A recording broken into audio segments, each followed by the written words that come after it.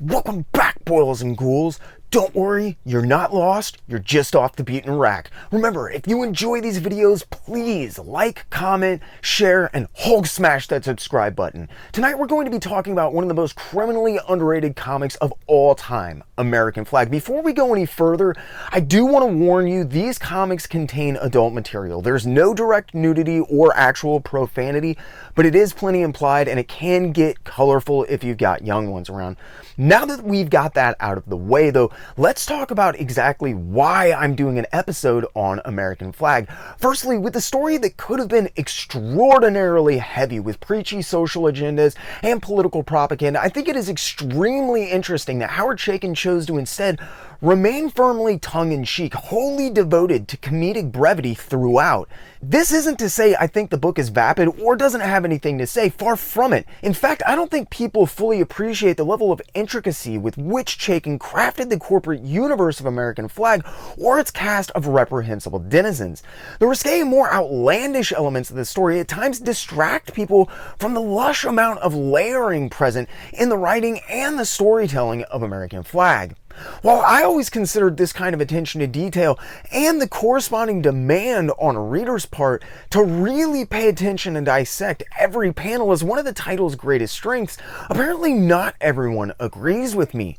Chaykin himself has said repeatedly that the demands American Flagg made of its readers has always limited its reach and its appreciation. And honestly, I think he might be right, but there are other factors at play here as well. American Flagg is a title that the younger generation is all but completely unaware of at this point.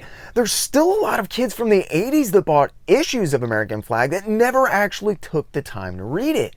While recognized inside of the industry as one of the most pivotal publications in recent history, despite winning numerous awards, as well as earning an extremely positive critical response when it was released, American Flagg has somehow continually failed to find its place among comic book readers and its rightful place in history. Admittedly, it isn't a superhero book and it wasn't published by Marvel or DC, but these shouldn't be deterrents, they should be accolades. American Flagg belongs on a list of important publications from the 80s alongside the seminal superhero work which it paved the way for, like The Dark Knight Returns and Watchmen. Unfortunately, American Flagg was released by the small upstart First Comics into an oversaturated market and has continuously floundered during its lengthy existence.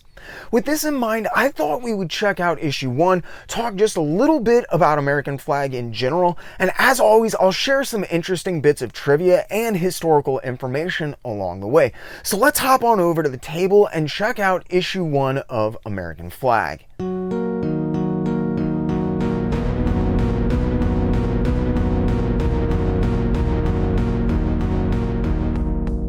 The world of American Flagg, simply put, is a parody of the awful things that could have easily become reality in the 80s during the Reagan era. Unfortunately, today, it can read as a little dated because Howard Chaykin was so on the head about a lot of stuff. While American Flagg might not read as freshly as it did in 1983, what does really? American Flagg doesn't purport to make any grandiose statements about politics or existence either anyways. The basic plot of American Flagg isn't that complex or even that interesting, at least not on the surface. Honestly, it's the subtly hidden world underneath, rewarding fastidious readers with a treasure trove of hidden details that's the real treat here. As far as the basic story goes, the Earth's been plunged into a strange and oblique post-apocalyptic landscape ruled by corporations, their enforcers, and roaming groups of political terrorists armed and funded by the government. There's a disastrous series of events that took place in 1996 called the Year of the Domino, which are referred to throughout the series, during which the world falls into complete economic collapse and we end up nuking huge sections of the Earth's surface during the resulting skirmishes. While the world was falling apart, what was left of the government quickly allied itself with the entertainment industry, and together they formed an amalgamate now simply known as the Plex. Located on Mars, Plex allows only the most hyper-elite, rich, and powerful people to live sheltered lives of privilege, blissfully unaware or completely indifferent to their former homeworld, while the Earth is plunged further and further into irreparable chaos. Despite the societal decay, Plex has managed to cobble together just enough of a semblance of normality to placate the Earth's population, which now they control and manipulate through various clandestine methods, including liquid contraceptives in the drinking water to enforce population control, subliminal messages and television broadcasts to incite violence, and the outlawing of education about any subject other than combat.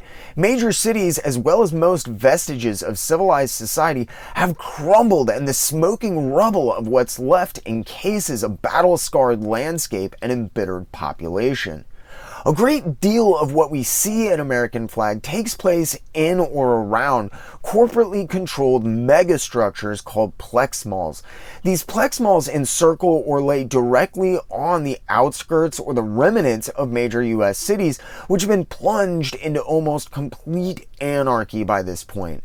The Plex now rules in absentia via satellite, making their presence known primarily through television broadcasts and their own corporate police force, the Plexus Rangers. Although the Plex tells the people still on Earth that they're working on rebuilding the planet and getting things back to normal, Plex actually plans on making their move to Mars permanent, and they plan on financing it with the sale of the United States to the highest bidder. Like the Plex themselves, their employees are for the most part rampantly corrupt, taking part in institutionalized bribery, extortion, and murder without question or hesitation on a daily basis as part of everyday life. When washed-up television actor Reuben Flagg is fired from his hit TV show and sent to Earth to replace a local Plexus Ranger who's been killed in the line of duty at one of these Plex malls, Flagg is dropped from his sheltered existence on Mars into a deadly boiling pot of sex, violence, and corruption. Most everything about American Flagg is unique, especially for the time it was created, and the introduction of Reuben Flagg is no exception. It's clear from Flagg's first appearance that you're not dealing with the same regurgitated superhero genre material that proliferated shelves during the 1980s. Everyone is prepared to hate the new guy, but when Flagg gets there, they instantly recognize him from his television show, and it turns out he's a strangely likable guy. Reuben Flagg, despite his rather sheltered existence and hedonistic lifestyle, seems like a generally decent person. Everyone, including the talking cat Raoul, go out of their way to point out that Reuben Flagg is not what they expected. This is a good thing for the most part, but his naive, uncompromised morals also unfortunately set Flagg at odds with several individuals almost instantly. Much like its main character, this book is anything but what you'd expect it to be as a politically centric indie publication from the 80s. American Flagg, even from the first issue, is a roller coaster ride of exposition and disjointed narrative inside of a dangerously complex and dense world that threatens to envelop anyone who strays too far from the path. But that's the real genius of American Flagg, though. It perfectly walks the razor's edge of intriguing world building, biting social commentary, and outright humor. Chaykin doesn't particularly seem to be trying to say as much about the politics of what's happening as he does explain the intriguingly complex world that Reuben Flagg's been unceremoniously thrust into with such little warning and is struggling to comprehend, often much like the reader. Wasting no time establishing the inescapably bleak and war-torn reality that Flagg now inhabits, shortly after being introduced to everyone, Flagg's told that before he goes to sleep, he has to help defend the Plex Mall from one of several rampaging biker gangs that attack every Saturday night at a certain time. Flagg doesn't really buy it, but the gang shows up right on time, and during the ensuing firefight, one of the other Plex Rangers is killed. During this first battle with the dangerous world that he's now surrounded by, Flagg quickly proves himself to be very capable in armed as well as hand-to-hand combat. After successfully fighting the gang off, Flagg heads off for a Bond-esque love scene with the head of the local whorehouse and passes out. Flagg subsequently discovers that these Saturday attacks by local biker gangs always occur at the same time, exactly 45 minutes after a specific show airs on Plex TV. When Flagg watches the show, he sees subliminal messages hidden in the program. Messages which no one else can see, of course, except for Raoul the talking cat. Raoul explains he's not crazy and that there must be something different about Flagg because only they can see the hidden subliminal messages, but he's not sure what makes Flagg so different. And no, they don't ever explain the talking cat.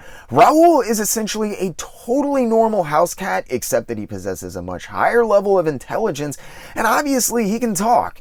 Raoul is actually a pretty interesting character, and he's even elected mayor at one point during the series. After the discovery of these subliminal messages, Flagg tries to tell everyone, but they all just think that he's insane.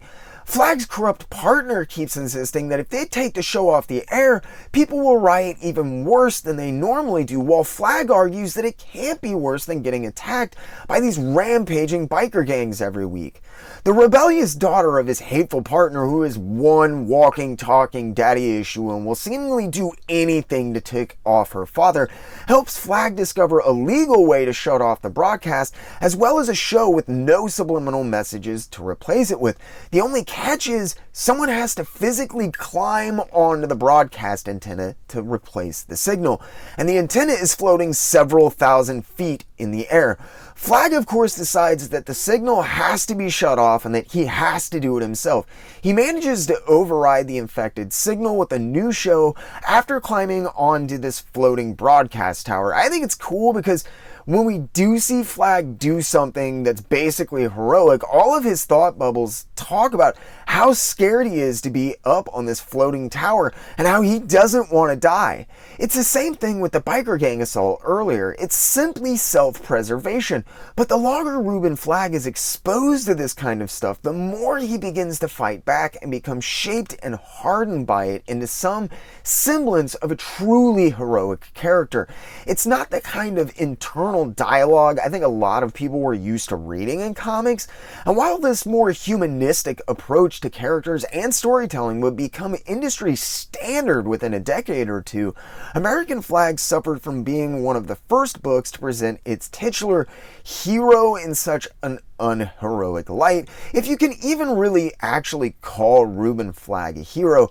Flagg isn't an anti-hero either though, or a bad guy doing the right things for the wrong reasons or anything like that. He's just a guy.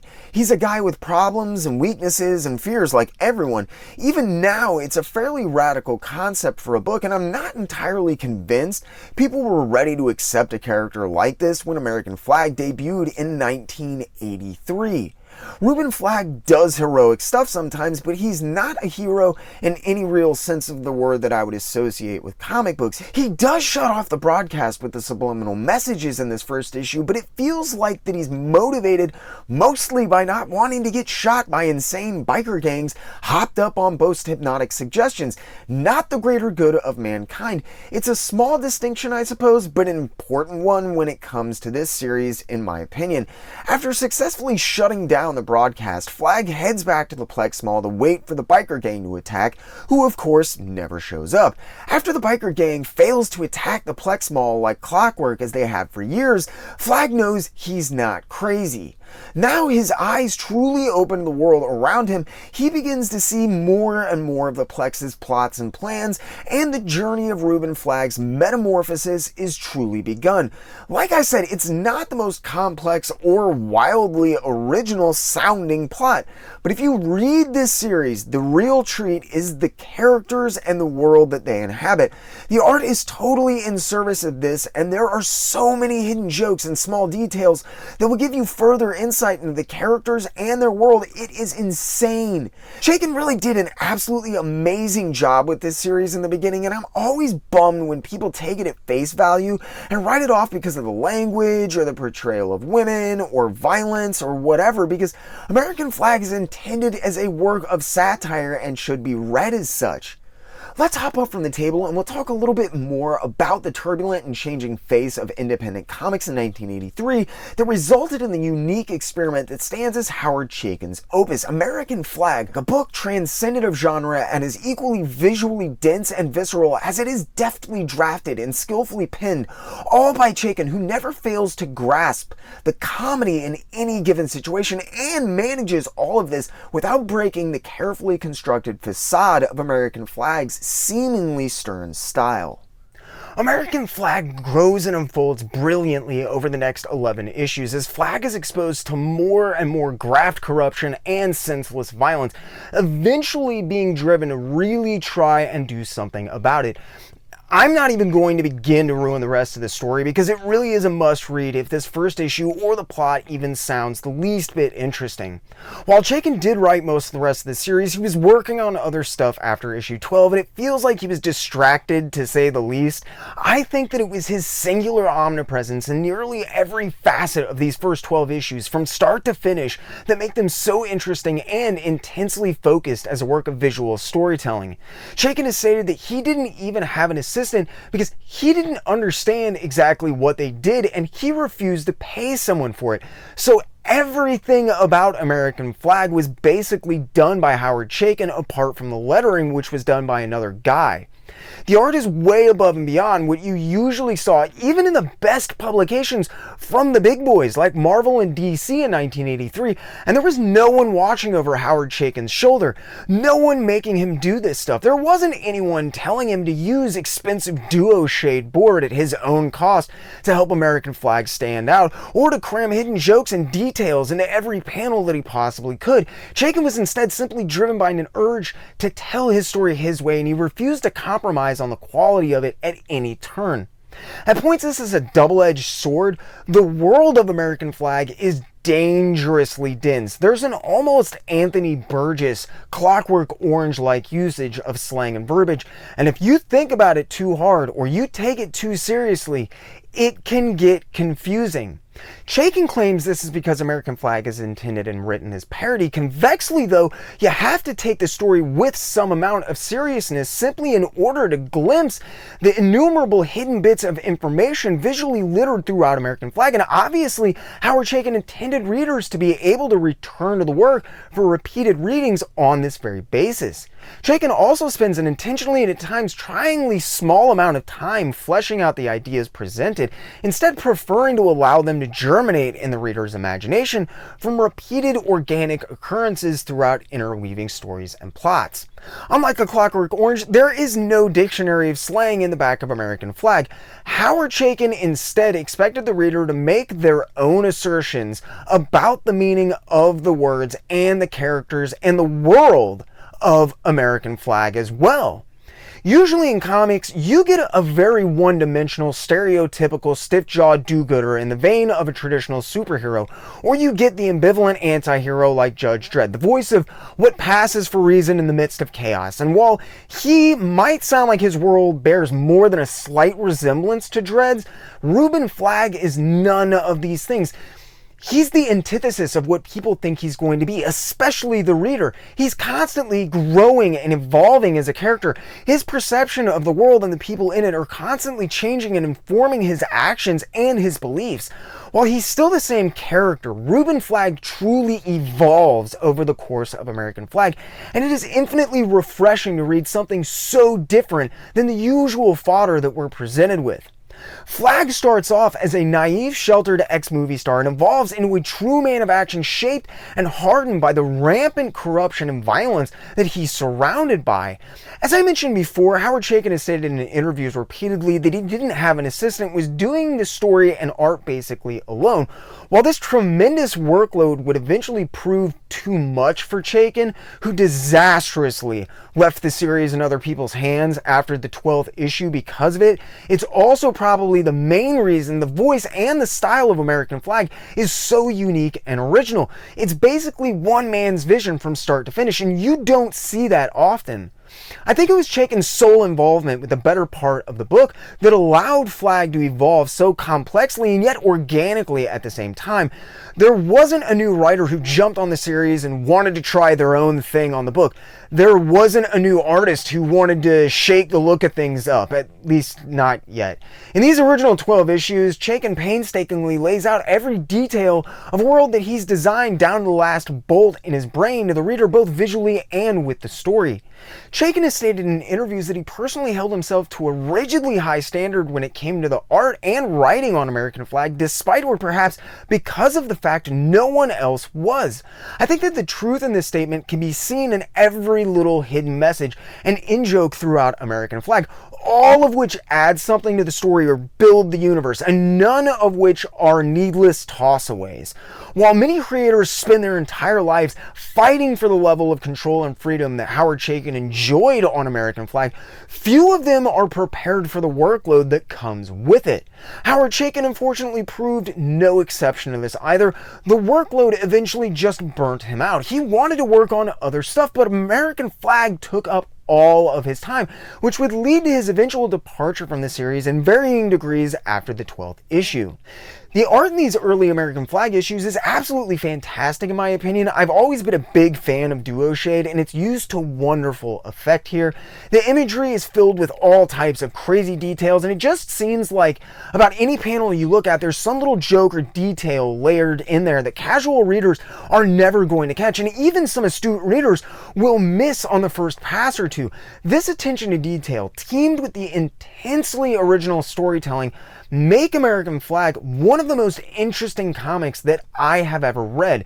The fact Chaykin was able to tell a story so prescient, so successfully in the sense of character and world building, while still staying true to the story's satirical roots rather than devolving into political rantings, is extremely commendable as well. Given the fairly low profile of the publisher and what I can't imagine was a very watchful eye from First Comics, who was stretched thin with multiple lawsuits for the entirety of his tenure there, the freedoms allowed to Howard Chaykin on American Flagg were virtually unlimited. In fact, First Comics actually operated in a fairly interesting way. Creators were allowed to retain the rights to their characters. However, if they did, they were solely responsible for the production of the book on their own, and First would only handle printing and promotion.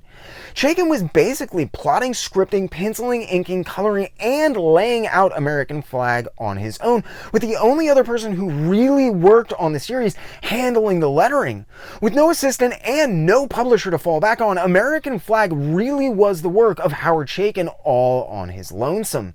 Even more interestingly, given the quality of the end product, apparently Howard Chaykin only did American Flagg to get out of debt. When he was first approached by First Comics, he had absolutely no interest in working for them and didn't even have a basic idea for American Flagg yet. When First Comics offered him a very reasonable deal that would provide him with a way to escape the massive amount of debt that he had managed to accrue while working under his previous publisher, however, Chaykin hesitantly agreed. Chaykin usually only worked with companies that he could talk to and meet in person on a daily basis, but he decided to take a shot on First Comics because the deal was so good.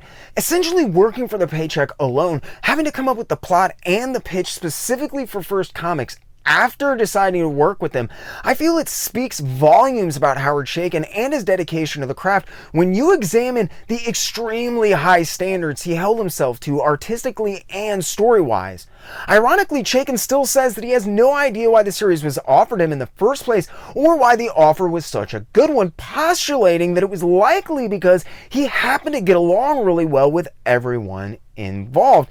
This is funny considering one of the main reasons many people have never heard of American Flagg, despite the title's high quality and initial warm response with readers and critics, is Howard Chaykin's caustic personality and inescapable proclivity to make powerful enemies. A good example of this is the Comics Journal, who often throw their weight behind books like American Flagg, which deal with more mature themes to help spread the word. The original 79 Comics Journal interview with Chaykin was partially conducted by a woman named Marilyn Bathke, who wasn't really affiliated with the Comics Journal and definitely didn't share their views on a lot of the hot topic politics of the late 70s comic scene. In their interview, Chaykin not only continuously prods and attacks Bathke, questioning why she's doing the interview and even why she got into comics in the first place, Chaykin proceeds to go to work on the Comics Journal. The interview is then literally interrupted with an addendum interview conducted by Gary Groth addressing the less than kind things that Chaykin had to say about the Comics Journal. I think that Chaykin was honestly surprised that Groth published the critical aspects of his interview, and he seemed genuinely taken aback when Groth confronted him about his words concerning the magazine. Howard Chaykin, while extremely critical of the magazine, kept reiterating to Groth that he shouldn't feel the need to publish that part of the interview. Groth insisted, though, that he'd rather publish it and address the accusations made against the magazine, and the interview concludes with an extremely awkward signing off of Howard Chaykin, who refuses to back down on his claims, still suggesting that they not be published at all, and Groth, who is extremely bitter and frustrated about the whole ordeal. It would be 7 long years before the Comics Journal would allow another Chaykin interview to see print, and probably in direct response to the 1979 interview, Groth would conduct a 1986 follow-up interview himself. The 1986 interview conducted by Groth derails midway through to the extent that Chaykin's wife insists they turn off the tape recorder so everyone can cool down after a rather heated round of browbeating. While the 1979 interview does seem to be unnecessarily gruff and argumentative on Chaykin's end, the 1986 interview shows a man who has learned the merit of keeping his mouth shut, or at least is trying. Groth keeps pushing Chaykin to explain his politics and how they factor into American Flagg, and Chaykin keeps avoiding complete or coherent answers. As I've repeatedly mentioned, and Chaykin has made abundantly clear throughout his career, the reason that American Flagg works so well is the fact that it's not about the politics. It is a satire, a parody played for comedy. Chaykin, to the best of my knowledge, and according to every interview I've ever read, wasn't trying to make any grandiose political statement or anything of that nature. He wanted to make something funny and sexy and entertaining, and that is American Flagg in a nutshell. But Groth seems to become enraged by what he perceives as Chaykin avoiding and refusing to answer his questions. The two apparently have known each other since they were teenagers, and they have a fairly spotty relationship according to both Groth and Chaykin themselves. Groth continuously badgers Chaykin for answers, while Chaykin in turn gets more and more agitated until the interview completely devolves into petty bickering. At one point, Groth chides Howard Chaykin for not signing the Jack Kirby artwork petition. He just calls him out in the middle of the interview for it out of nowhere. And when Chaykin comes back that he doesn't want to make any more enemies in the industry than he already has, that he is done rocking the boat, and he's just trying to keep his mouth shut and take care of his own problems, Groth further attacks him and calls him quote-unquote spineless. Things just go downhill from there. It's honestly really frustrating to read. I think that Chaykin has a lot of valid points in the 1986 interview, and I feel like Groth was being argumentative and confrontational because of the 79 interview. But I also feel like Chaykin is beyond needlessly hypercritical of both the industry and of comic fans in both the 79 and 86 interviews, and while he might not directly be provoking Groth, he's doing everything but. Also, the use of the word or term fan as a pejorative has never sat well with me. I would side with Groth on the idea that while there are negative sides to fandom, there are also serious and more journalistic and historical approaches to fandom, something that I very much strive for with this channel. This kind of contentious relationship with fellow writers, artists, editors, publishers, and even fans, I think, unfortunately played a large part in American Flagg never getting the attention that it so rightfully deserved when it was released, and has even played a role in the often troubled collected editions that have further prevented fans from reading American Flagg over the years. The availability of American Flagg definitely hasn't helped gain any followers, as it's basically always in flux. It was published by First Comics, and if you've never heard of them, don't worry, that's kind of my point. First Comics was a little upstart from Evanston, Illinois, just outside of Chicago, who didn't really do a whole lot of note, unless you count Dreadstar by Jim Starlin, Mike Grell's John Sable, John Ostrander's Grimjack, or publishing several issues of Steve the Rude Dude's Nexus. I mean, they never had the name that Marvel did, but there's a very good reason for this. It was, in fact, a reason that kept First Comics in court for years. Remember those lawsuits I mentioned before? Well, First Comics ended up suing Marvel Comics before then turning around and suing the printers who were handling their books, accusing the two of colluding to force First Comics off of the shelves and out of business. It might sound a little crazy, but trust me, these were well-founded suits, and I'm sure you know what I am going to say next. But as always, if you want to get the full skinny, get in that comment section below and let me know. First Comics only managed 3 trade paperbacks covering the first 9 issues of American Flagg between 1985 and 89 before they went out of business, due in part to the waning popularity of the independent market, as well as the aforementioned lawsuits in 1992. These trades were notoriously difficult to obtain and were never really widely available. From there, the series slipped into a kind of forgotten limbo for a number of years, until Graffiti Designs, who were kind of famous in decades past for rescuing unjustly forgotten or overlooked titles, decided to repackage and release the 3 previously available trades as hardcovers and limited editions sometime during the 1990s. Attesting to the cult status of this series, these limited editions are still available more than 25 years later. These books were cost prohibitive though, and they did only cover the first 9 issues, so Image and Dynamic Forces announced that they would finally be collecting the first 12 issues of the legendary series in 2004. Setbacks and production problems would, however, prevent the book from being released until 3.5 years later in 2008. This Dynamic Forces edition is technically out of print, but you can still get the signed edition from Dynamic Forces 12 years later. Dynamite is the latest person to take up the torch, and as far as I can tell, their trade paperback collection is actually still in print as of now. It's a strange and convoluted publication history, but despite lapsing in and out of print so much over the years, none of these collections are expensive, and most of them are still readily available for cheap on Amazon. At this point, I don't know if it was Howard Chaykin's abrasive attitude, the spotty publication, or a combination of events that conspired to obfuscate American Flagg so completely from consumers. But I can tell you that a lot more people should be reading and talking about this series, even 35 years after its original publication. American Flagg's voice of unrelenting, humorous dissension might be needed now more than ever, honestly. Maybe a few of you will be motivated to go out and read this and pass it along to the next generation so it can be enjoyed by them like it should be. Thanks so much for sticking with me. I hope you enjoyed, maybe even learned something.